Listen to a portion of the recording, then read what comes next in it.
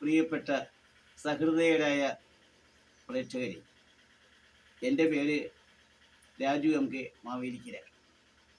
ഞാൻ ഒരു പുതിയ യൂട്യൂബ് ചാനൽ ആരംഭിക്കുകയാണ്. ഇതിൻ്റെ ലക്ഷ്യമെന്ന് പറയുന്നത്, ഞാൻ കുറച്ച് കവിതകളും 2-3-4 കഥാപ്രസംഗങ്ങളും എഴുതിയിട്ടുണ്ട്. അത് കുറച്ച് നാളായി.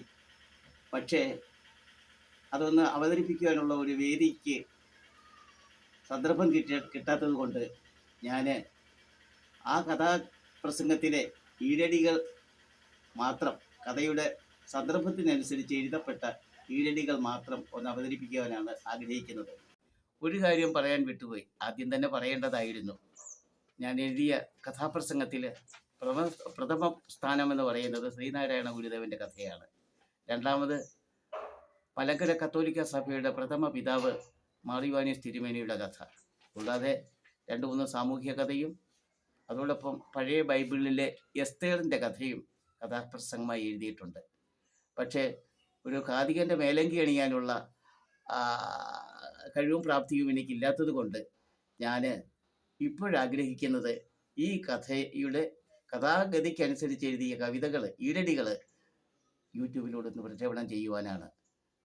അതുകൊണ്ട് ഈ സംരംഭത്തിന് സഹൃദയരായ എല്ലാവരുടെയും സഹകരണവും സഹായവും ഞാൻ പ്രതീക്ഷിക്കുന്നു. സഹകരിക്കുക, നിർദ്ദേശങ്ങളും അഭിപ്രായങ്ങളും പറയുക. അതുകൊണ്ട് അഭിപ്രായങ്ങളും നിർദ്ദേശങ്ങളും പ്രതീക്ഷിച്ചുകൊണ്ട് ഞാൻ ആരംഭിക്കട്ടെ. ഈ യൂട്യൂബ് ചാനൽ ആരംഭിക്കുന്നത് കീർത്തന കാവ്യാഞ്ജലി എന്ന പേരിലാണ്.